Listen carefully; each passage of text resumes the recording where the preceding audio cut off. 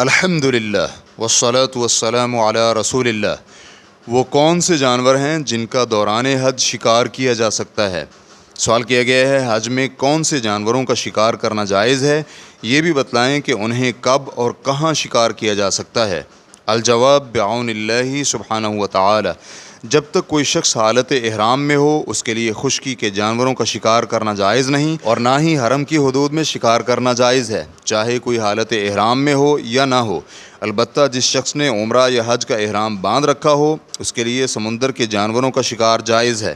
اللہ سبحانہ وتعالی کا فرمان ہے یا ایھا الذین آمنوا لیبلونکم اللہ بشیء من الصید تنالہ ایدیکم ورماحکم لیعلم اللہ من یخافہ بالغیب فمن اعتدى بعد ذلك فله عذاب علیم۔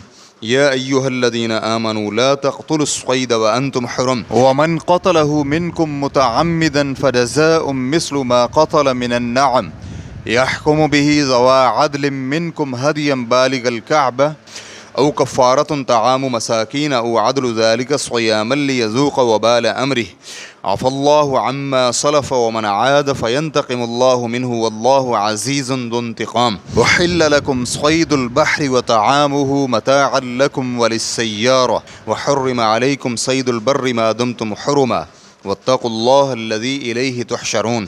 اے ایمان والو، اللہ ایسے شکار کے ذریعے تمہاری آزمائش کرے گا جو تمہارے ہاتھوں اور نیزوں کی زد میں ہو، یہ دیکھنے کے لیے کہ کون غائبانہ طور پر اللہ سے ڈرتا ہے۔ پھر اس کے بعد بھی جس نے اللہ کی حدود سے تجاوز کیا اس کے لیے دکھ دینے والا عذاب ہے۔ اے ایمان والو، تم حالت احرام میں شکار نہ مارو، اور جس نے دیدہ و دانستہ شکار مارا تو اس کا بدلہ مویشیوں میں سے اسی شکار کے ہم پلہ جانور ہے، جس کا فیصلہ تم میں سے 2 عادل آدمی کریں، اور یہ جانور کعبہ لے جا کر قربانی کیا جائے، یا چند مسکینوں کو کھانا کھلانا یا اس کے برابر روزے رکھنا اس کا کفارہ ہے۔ یہ اس لیے کہ وہ اپنے کام کی سزا چکھے۔ جو کچھ اس حکم سے پہلے ہو چکا اسے اللہ نے معاف کر دیا، اور جو اب اس کا اعادہ کرے گا اللہ اس سے بدلہ لے گا، اور اللہ تعالیٰ غالب ہے، بدلہ لینے کی طاقت رکھتا ہے۔ تمہارے لیے سمندر کا شکار اور اس کا کھانا حلال کیا گیا ہے، تم بھی اس سے فائدہ اٹھا سکتے ہو اور قافلے والے زیادہ راہ بھی بنا سکتے ہیں۔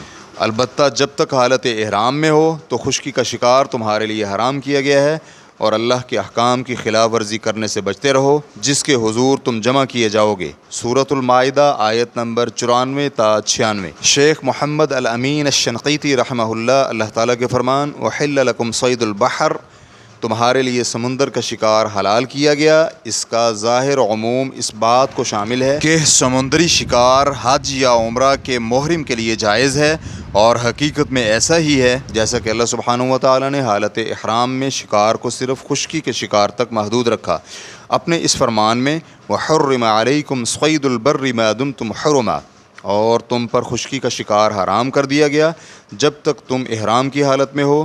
اس سے یہ مفہوم نکلتا ہے کہ سمندر کا شکار محرم پر حرام نہیں، جیسا کہ آیت کا ظاہر بھی یہی ہے۔ اور انہوں نے مزید فرمایا علماء کرام کا اس بات پر اجماع ہے کہ حج یا عمرے کے محرم کے لیے خشکی کا شکار کرنا حرام ہے، اور یہ اجماع ایسے جنگلی جانوروں پر ہے جو کھائے جاتے ہیں جیسے ہرن، غزال اور اسی طرح کے دیگر جانور۔